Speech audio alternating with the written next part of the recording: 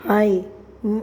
ఈరోజు గత మానవత్వం ఉన్న మనిషి పార్ట్ 2. అనుకోకుండా ఒకరోజు వాచ్మెన్ను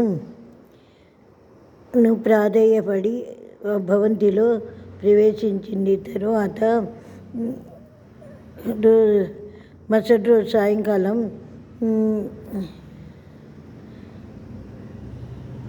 6 గంటలకు డి. ప్రసాదరావు గారు ఆ భవంతికి వచ్చారు.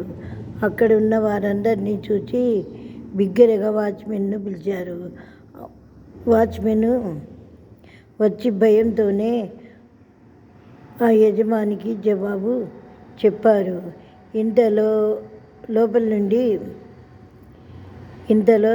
నుంచి ఒక యువతి వచ్చి నమస్కారం చేసి విషయమంతా చెప్పి, 1 నెల వరకు ఇక్కడనే తలదాచుకుంటామని,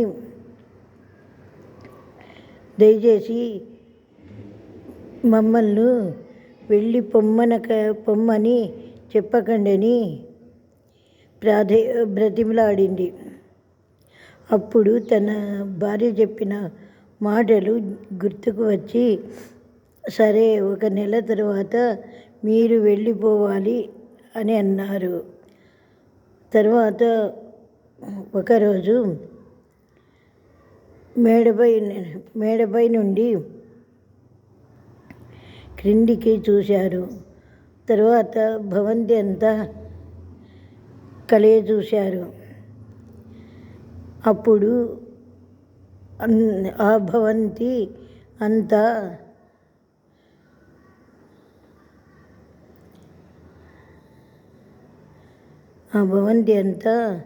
అందంగాను శుభ్రంగాను ఉంది. అప్పుడు అతని మనసు ప్రశాంతంగా ఉంది. అలా ఒక 10 రోజులు గడిచాయి.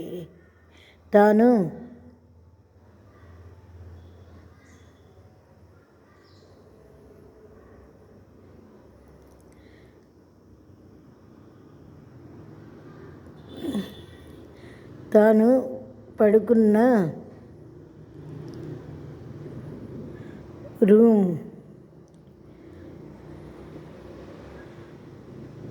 రూమ్లో సామాను అస్తవ్యస్తంగా ఉన్నాయి. అతను నిద్రకు ఉపక్రమించాడు. అదే సమయంలో అటువైపుగా ఆ యువతి వెళ్తూ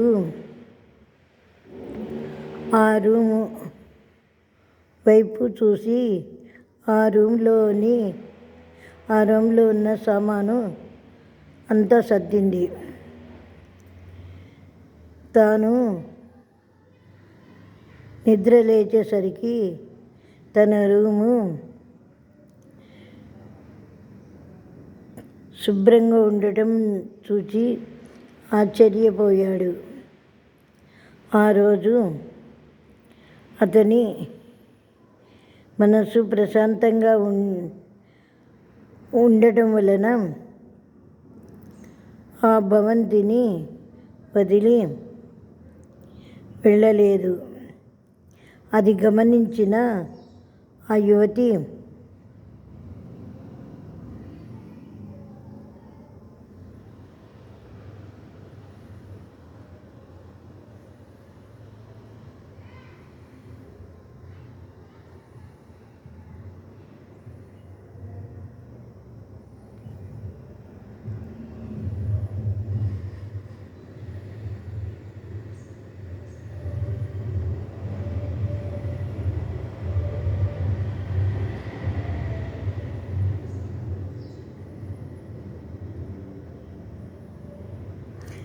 గమనించిన ఆ యువతి భోజనం తీసుకొని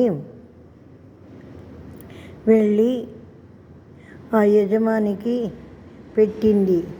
వద్దు అంటూనే కడుపు నిండా తిన్నారు.